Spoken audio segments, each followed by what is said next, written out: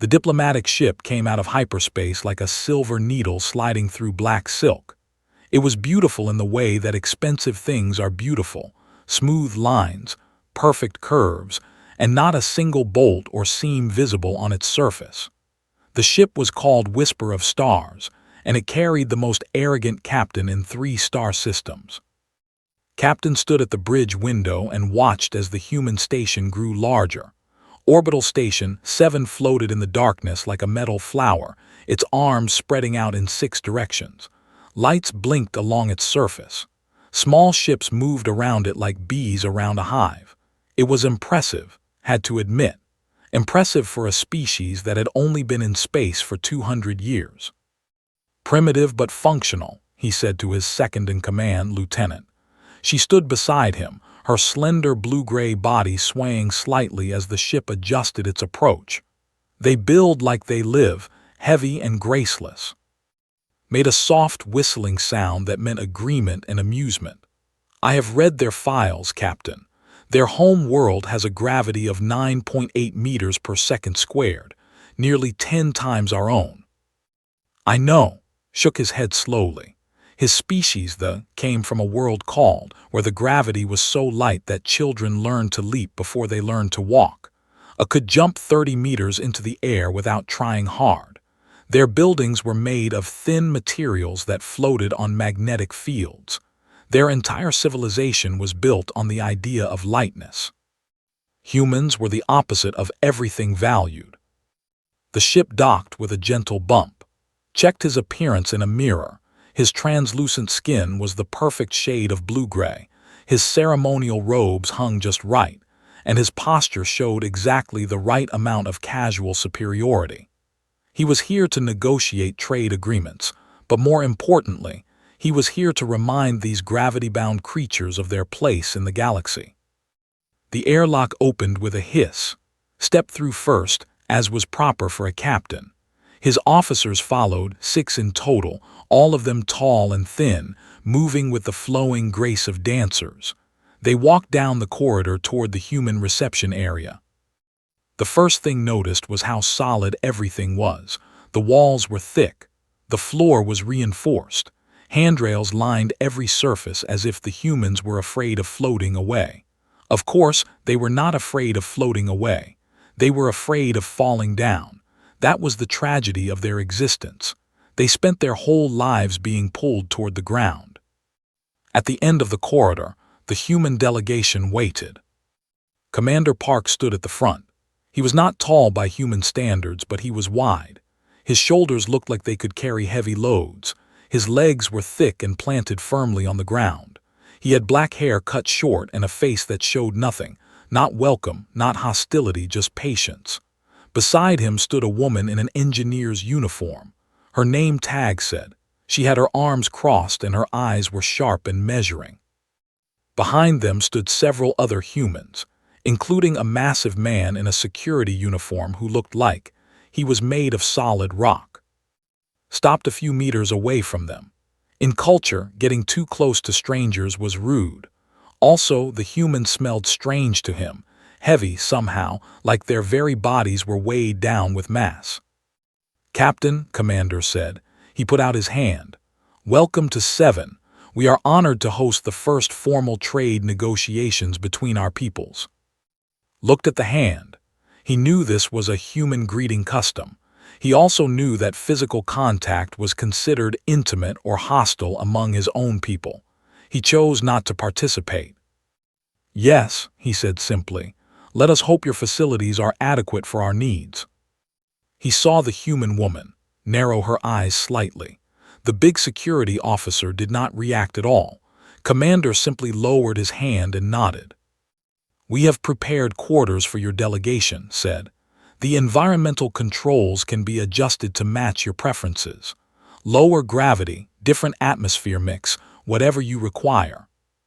"That will be necessary," said. "I do not wish to suffer under your crushing atmosphere any longer than needed." They walked through the station, made comments about everything he saw. The doors were too heavy. The chairs were too solid. The decorations were too simple. He did not say these things to be cruel. He said them because he believed they were true. The humans were a young species. They needed guidance from their betters. The quarters they had prepared were acceptable. The gravity had been lowered to 0.5 g, which was still higher than but bearable. Officers immediately began to test the space, leaping and floating as their bodies remembered what freedom felt like. "The negotiations will begin tomorrow morning," Commander said from the doorway. "Is there anything else you need tonight?" Waved a hand dismissively. "No, you may go." He saw his jaw tighten just slightly. Then the human nodded and left. When the door closed, Lieutenant floated over too. "They seem patient," she said. "They have no choice," replied. "When you spend your whole life fighting against your own planet, you learn patience. It is the only virtue their world allows them to develop." He settled into a floating chair and let himself drift. "Tomorrow, we will remind them why they rule 3-star systems while they have barely left their own solar system." Hesitated. "Captain, I have heard stories about humans. They say that what they lack in grace, they make up for in other ways." "What ways?" "Strength, endurance, stubbornness." She paused. "They say humans do not know when to give up." Laughed, a sharp clicking sound. "That is not a virtue, Lieutenant. That is stupidity. Any intelligent creature knows when it is beaten." He closed his eyes and let the low gravity rock him gently. "The humans will learn this lesson tomorrow. They will learn it very well." Outside the window, the stars turned slowly as the station rotated. Somewhere in the distance, Earth hung in the darkness, a small blue marble, crushing everything on its surface with invisible chains. The humans on this station had escaped those chains, but they had not escaped what those chains had made them. They were still heavy. They were still slow. They were still trapped in bodies built to survive a monster world. Smiled to himself as he drifted off to sleep. Tomorrow would be entertaining. Tomorrow, he would show these gravity-bound creatures exactly how superior they truly were. He had no idea how wrong he was. The diplomatic hall was a large circular room in the center of 7. It had been designed to host many different species, with adjustable lighting, temperature, and gravity. Today, half the room was set to preferences: low gravity, dim blue lights, and floating furniture. The other half was set for humans: normal gravity, white lights, and chairs bolted firmly to the floor. Captain floated into the room on one of his magnetic suspension chairs. It was a beautiful piece of engineering, a curved seat that hovered 30 centimeters above the ground, held up by invisible forces. He sat in it like a king on a throne, looking down at everything around him. His officers followed, each one taking their place in a crescent formation behind him. They floated gracefully, their thin bodies swaying like seaweed in gentle water. The humans were already waiting. Commander sat at the head of their table, a data tablet in front of him. Lieutenant sat to his right, and beside her was a young translator named. The big security officer, Sergeant, stood against the wall with his hands behind his back. He did not sit. He simply stood there like a statue, watching everything. Notice that the human chairs were thick and heavy. They had wide seats and strong backs, and they were attached to the floor with metal bolts. They looked like they were built to survive an earthquake. "Fascinating," said, pointing at the chairs. "Your furniture must be anchored to the ground, yes, otherwise you would crush it." Lieutenant made her whistling laugh. Some of the other officers joined in. Commander looked up from his tablet. "We manage," he said calmly. "Do you?" Leaned forward in his floating chair, enjoying the way it bobbed gently with his movement. "I have always wondered how your species accomplishes anything at all. Our children can leap 30 meters into the air. Our artists build sculptures that float on the wind. Our entire civilization is built upon lightness and freedom." He spread his thin arms wide. "And yet here you are, trapped on the ground like insects, fighting against your own planet just to stand up in the morning." The room was silent. His face had gone hard, but she said nothing, looked down at her notes, only Met's eyes, his expression unchanged. Your gravity is nearly 10 times our own, continued. 10 times. Can you imagine what that means? Every step you take, every breath you draw, every beat of your heart, all of it is a battle against physics itself. He shook his head with exaggerated sadness. Evolution has been cruel to your kind, Commander. You are prisoners of your own world. We left our world, said. We are here. Yes, yes, waved a hand dismissively. You built rockets and stations and ships, very impressive for a species that cannot even jump over a small fence. He smiled, showing his needle-thin teeth. But you brought your chains with you, did you not? Even here in space, you must create artificial gravity. You must anchor your furniture.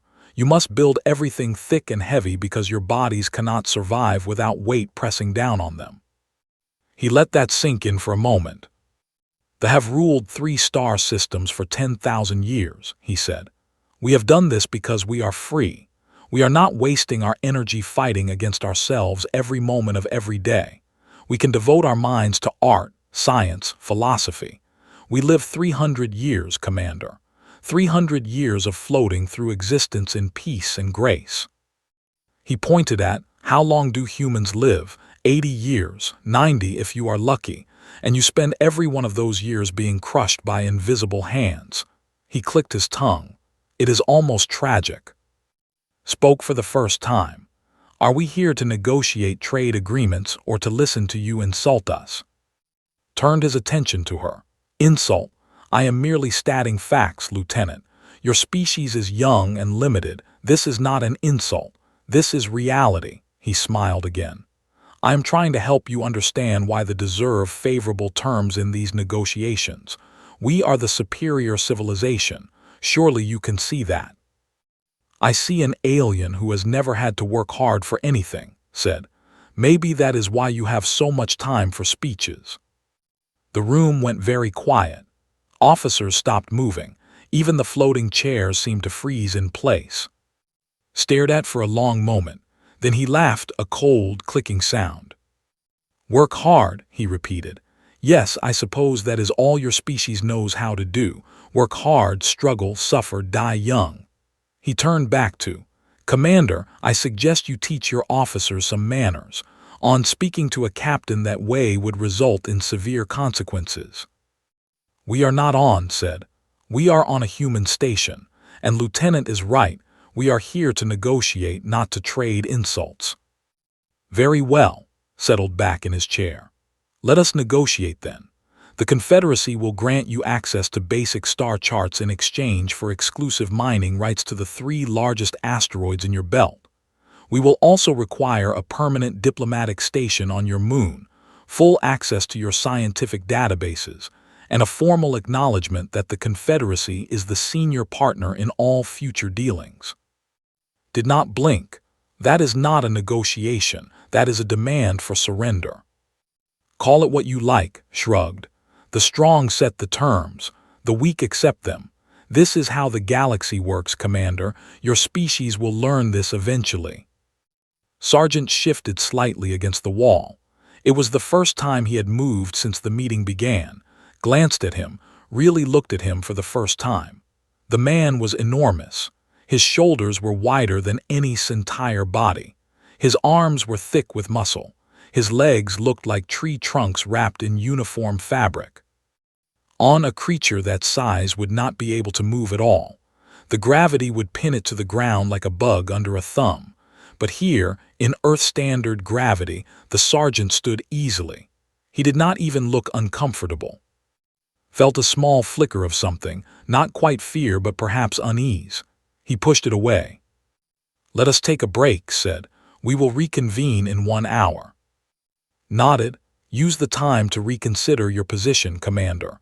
The do not make offers twice. He floated out of the room, his officers following behind him. As he left, he heard mutter something to in Korean. He did not understand the words, but he understood the tone. The humans were angry. Good thought, anger was useful. Angry people made mistakes, and when they made mistakes, he would be there to take advantage of them. He had no idea that the humans were not making a mistake. They were making a plan. The observation deck was quiet. Stars filled the window like scattered diamonds on black velvet. Commander stood alone, his hands clasped behind his back, watching the slow rotation of distant galaxies. The door opened behind him. He did not turn around. "Sir," Lieutenant said, "permission to speak freely." "Granted." She walked up beside him.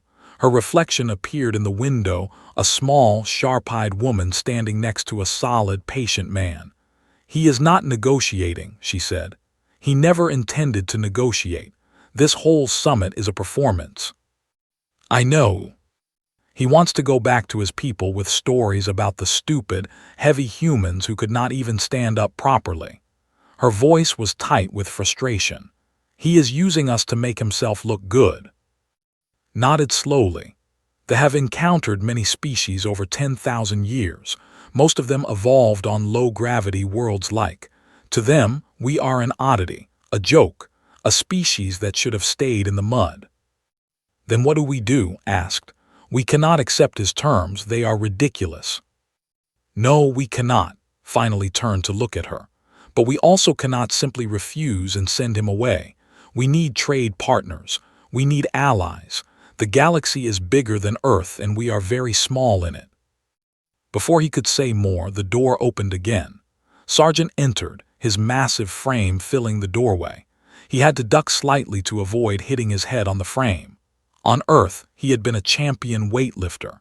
He had lifted 400 kilograms over his head in competition. Here on the station, he moved with careful control, always aware of his own strength. "Commander," he said, "the captain is requesting your presence. He wants to propose something." Raised an eyebrow. "What kind of proposal?"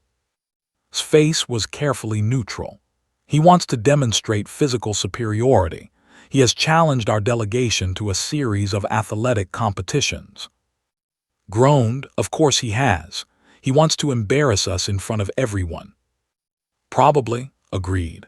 "The competitions would take place in the multi-purpose bay. He is requesting that the gravity be set to standard 03G. Less than a third of Earth gravity," said. "He knows we cannot compete under those conditions. Our bodies are not designed for low gravity. We would be clumsy, disoriented. It would be a slaughter." Was silent for a long moment. He turned back to the window, watching the stars. "Accept," he said. Stared at him. "Sir." "Accept the challenge. Tell Captain we will participate in his competitions." "But sir." Held up a hand. "Trust me, Lieutenant, I have an idea." He looked at Sergeant. "How much do you weigh?" "About 110 kilograms, sir. A little more after dinner." Smiled, a small, quiet smile that made suddenly nervous. "Good, that will be useful." He walked toward the door. "Tell Captain we accept his challenge, all of it, and tell him we have a challenge of our own." The multi-purpose bay was transformed into an arena. Bleachers had been set up on both sides, floating on one side, humans sitting on the other. The center of the room was an open space where the competitions would take place. Captain was in excellent spirits. He floated in the center of the room, his officers around him, preparing for the first event. The gravity was set to 0.3G standard. At this level, they moved like dancers, like creatures made of wind and light. The humans stumbled. It was hard to watch. Lieutenant tried to walk and found herself bouncing too high with each step. Translator accidentally pushed off too hard from a wall and went spinning across the room. Even Commander, who had trained for low-gravity environments, moved with obvious difficulty. Only Sergeant stood still. He planted himself in one spot and did not move at all. "First event," announced. "A simple jumping competition. Each participant will leap as high as possible. The highest jump wins." They went first. They were magnificent.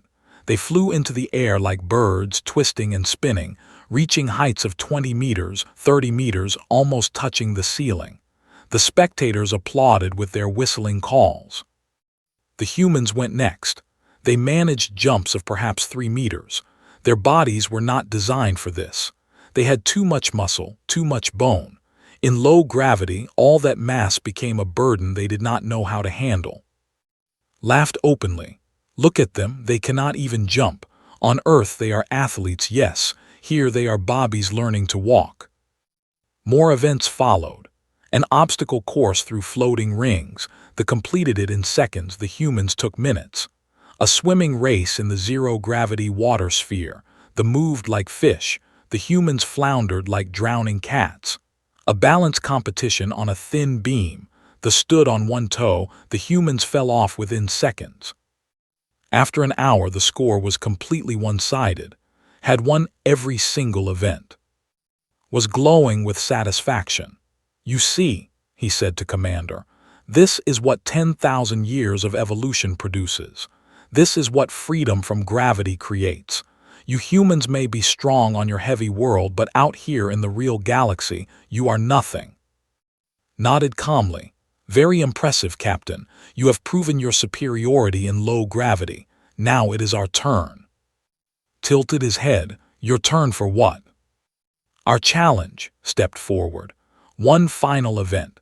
The gravity will be set to Earth Standard 10G. Both teams will stand in the center of the room. No sitting, no lying down, no support. The last team with a person standing wins. They stopped moving. Some of them exchanged worried glances. Earth Standard Gravity, asked. That is nearly 10 times our own. Yes, said. You have shown us how you perform in your environment. Now we will show you how we perform in ours. His eyes narrowed. He looked at his officers. They looked back at him with uncertainty. Then he smiled. Very well, he said. We accept. But let us add stakes, Commander. If the win, you will formally acknowledge our physical superiority in the diplomatic record. You will tell the galaxy that humans are the weaker species. And if we win?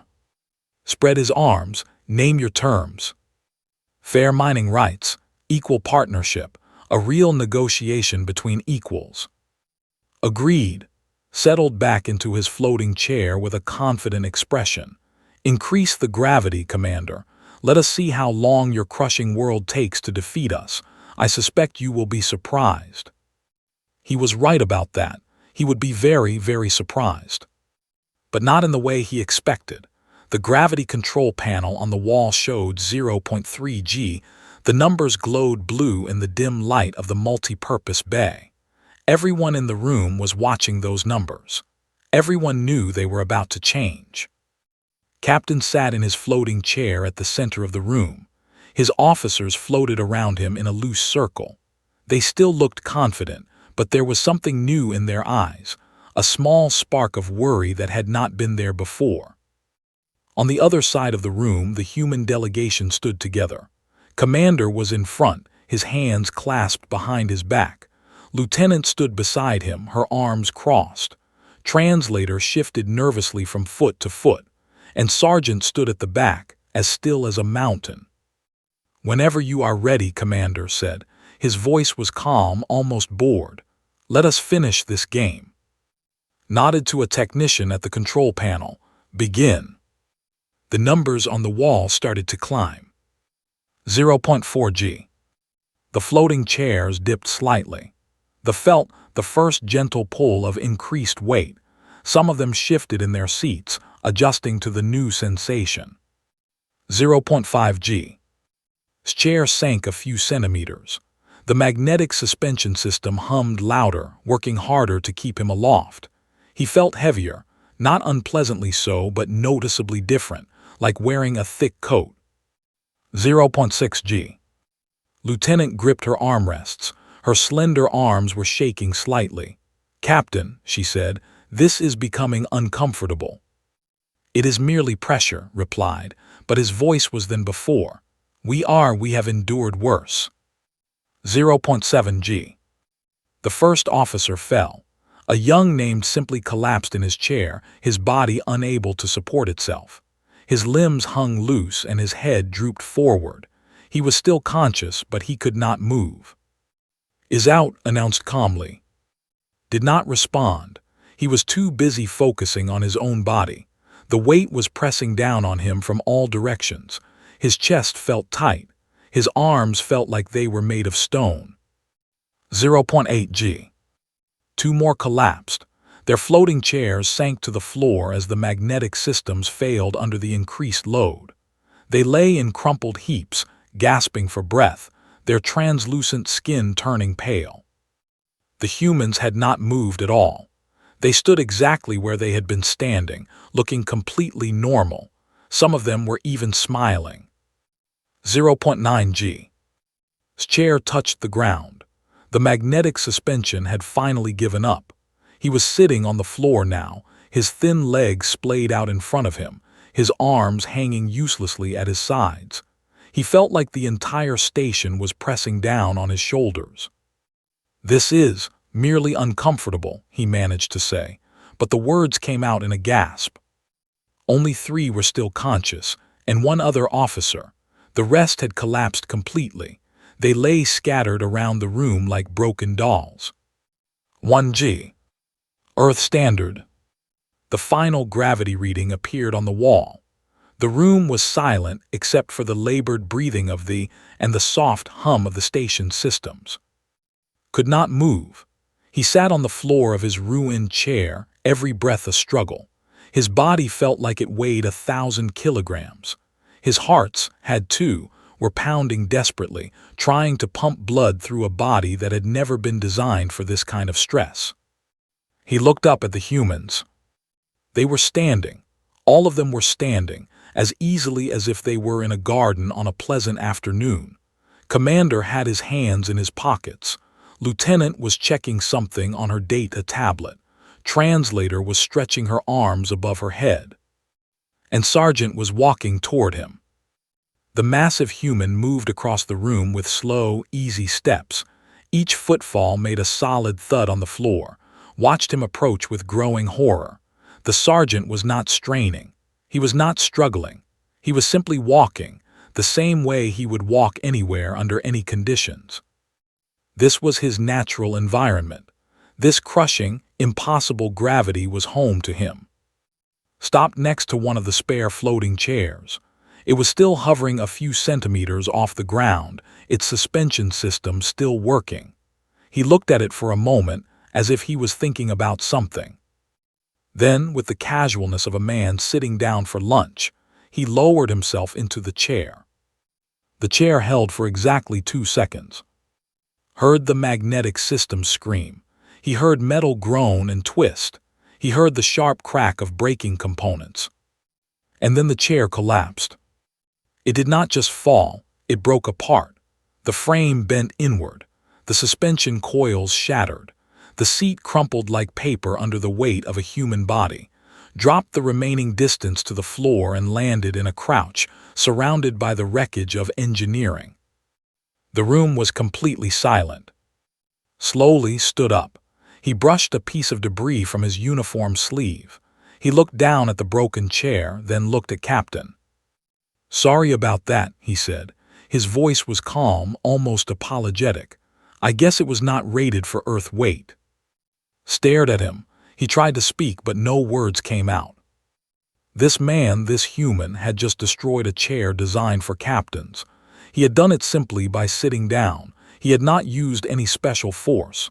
He had not jumped or pushed or attacked. He had just sat. And the chair had shattered like glass. "How much do you weigh?" finally managed to ask. His voice was barely a whisper. "About 110 kilograms, said. "Average for someone my size." Average, that word echoed in his mind. Average. This impossibly heavy, impossibly strong creature was average among his people. There were others like him. There were others even heavier. For the first time in his life, Captain of the Confederacy felt truly small. Commander walked over to stand beside his sergeant. He looked down with an expression that was not cruel, not mocking, but something worse. "Pity." "The competition is over," Captain said. "All of your officers have collapsed. All of mine are still standing." He paused. "I believe that means we win." Could not argue. He could not do anything except lie there, pinned to the floor by the weight of a world he had never understood.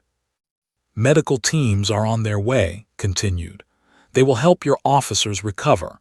The gravity will be reduced shortly. He turned and walked away. His team followed him, moving easily through the crushing atmosphere as if it were nothing at all. Was the last to leave. He paused at the door and looked back at. You know, he said quietly, on Earth, children play in this gravity. They run, they jump, they climb trees. Old women carry groceries upstairs. Sick people walk to the hospital. He shrugged. This is not a challenge for us, Captain. This is just home. He left, lay on the floor, surrounded by the broken remains of his chair, and tried to understand what had just happened. He had spent his whole life believing that they were the superior species. They lived longer. They moved more gracefully. They had built a civilization across 3-star systems while humans were still learning to make fire. But in the space of 10 minutes, everything he believed had been shattered as completely as that chair. The humans were not weak. They were something far more terrifying. They were strong. The medical bay was quiet. Soft lights glowed along the ceiling and machines beeped gently in the background. Captain lay in a bed designed for human patients, which meant it was far too hard and far too heavy for his comfort. But comfort was the last thing on his mind. 3 days had passed since the competition. 3 days of what the human doctors called gravitational stress syndrome. 3 days of lying in bed while his body recovered from 15 minutes of Earth-standard gravity.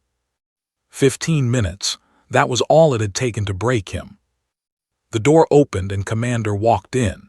He was carrying a small container of something T realized. The humans drank hot water with leaves in it. It smelled strange but not unpleasant. How are you feeling, Captain? Asked. He pulled up a chair and sat down beside the bed. The chair creaked under his weight. Watched him sit. He had never really noticed before how solid humans were.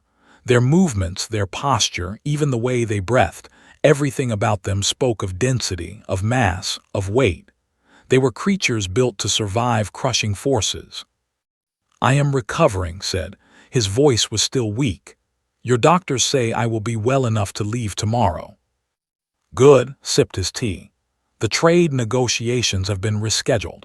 My government believes we can reach a fair agreement. Fair, repeated the word as if it were a foreign concept. Yes, I suppose that would be acceptable. Silence fell between them. Outside the window, stars drifted slowly past. Somewhere in the distance, Earth hung in the darkness, that terrible blue marble crushing everything on its surface with invisible chains. Commander said finally, may I ask you something? Of course. Your sergeant paused, searching for the right words. How much does he weigh? About 110 kilograms. And that is average. Smiled slightly. For someone his size, yes. Some humans weigh more, professional athletes especially. Strongmen can weigh over 150 kilograms. He paused. On Earth, there are competitions where humans lift 500 kilograms above their heads, just for fun. Closed his eyes. He tried to imagine a world where creatures casually lifted 500 kilograms. He could not do it. His mind simply refused to accept such a thing. On, he said quietly, a creature that heavy would be unable to move at all. It would simply lie on the ground and die. The gravity would crush it flat. He opened his eyes and looked at. How do you survive? We adapted. But how? Evolution does not explain this. Evolution produces efficient creatures that use minimum energy. Your species uses enormous amounts of energy just to stand upright. Every moment of your existence is a battle against physics. Shook his head slowly. You should not exist at all. Set down his tea. He leaned back in his chair and was quiet for a long moment. Captain, he said finally, do you know what the word human comes from? No. It comes from an old language on Earth, Latin. It is related to a word meaning earth or ground. Smiled. We named ourselves after dirt, after the soil we came from, the heavy, crushing world that made us what we are. He stood up and walked to the window. His reflection appeared in the glass, a stocky, solid figure outlined against the stars. "They have spent 10,000 years perfecting grace," he said. "You have mastered the art of floating through existence, of conserving energy, of avoiding strain. That is a wonderful achievement. I mean that honestly." He turned to face. "But we have spent our entire evolutionary history doing something different, something harder." His voice was not boastful, not proud, just calm and factual. "We have spent millions of years fighting against our own world. Every generation, every individual constantly struggling against the pull of gravity, building stronger muscles, growing denser bones, developing hearts that can pump blood uphill." He walked back to the bed and looked down at. "You are not wrong that Earth is a monster world, Captain. It is. Living there is a constant battle. Our joints wear out, our backs give way, our hearts fail after only 80 or 90 years. He smiled slightly. "But that battle makes us what we are." Was silent. He thought about his people, graceful, delicate, beautiful. They lived for 300 years. They built floating cities. They danced through life without ever touching the ground. And then he thought about humans. Heavy, dense, short-lived. Fighting against invisible forces every moment of every day. Wearing out, breaking down, dying young. But never giving up. "You are not gravity-bound," said slowly. The words came out almost without him meaning to speak them. "You are gravity-forged." Nodded, something like that. The door opened, and Lieutenant walked in. "Commander, the delegation is asking when Captain will be ready to resume negotiations." "Tomorrow," said before could answer. "I will be ready tomorrow." Raised an eyebrow, she looked at, he nodded. "Very well," she said. "I will inform your officers." She paused at the door. "Captain, is there anything you need before then?" "Thought about it. A new chair," he said. "A human chair, one that will not break." Almost smiled, almost, then she nodded and left. The negotiations concluded 1 week later. The treaty was fair, equal mining rights, shared technology, mutual respect. They did not get everything they wanted. Neither did the humans, but both sides left satisfied. On the final day, stood in the airlock of his ship, ready to depart. He had spent the whole week walking, actually walking through the human station. His body still ached from the effort, but he had wanted to understand. He had wanted to feel what the humans felt. He had failed, of course. A week of low gravity could not teach him what a lifetime of crushing weight had taught them, but he had learned something else. He had learned respect. "Safe travels, Captain," Commander said, extending his hand. This time took it. He gripped the human's hand firmly as his thin fingers could manage. The human's grip was gentle, careful, realized that was holding back. If he had squeezed with his full strength, he would have crushed his bones like twigs. "Commander," said, "when your people finally visit, please tell your sergeant to be careful. Our architecture is not designed to support his weight." Laughed. It was a warm sound, friendly and genuine. "I will make sure he brings his own chair." Smiled, a real smile, not the cold diplomatic expression he had worn when he arrived. Perhaps that would be wise. He walked up the ramp into his ship. At the top, he turned and looked back at the human station one last time. They were so strange, these gravity-forged creatures. So heavy, so dense, so impossibly strong. They lived short lives on a brutal world. They should have been crushed into nothing before they ever reached the stars. But they had reached the stars anyway. They had clawed their way out of the gravity well that should have imprisoned them forever. They had built ships and stations and colonies, and they had done it all while carrying the weight of worlds on their shoulders. They had spent 10,000 years looking down on younger species. They had mocked the heavy ones, the slow ones, the ones trapped on crushing worlds. Now understood how wrong they had been. The heavy ones were not trapped, they were not limited, they were not weak. They were strong, stronger than anyone had ever realized.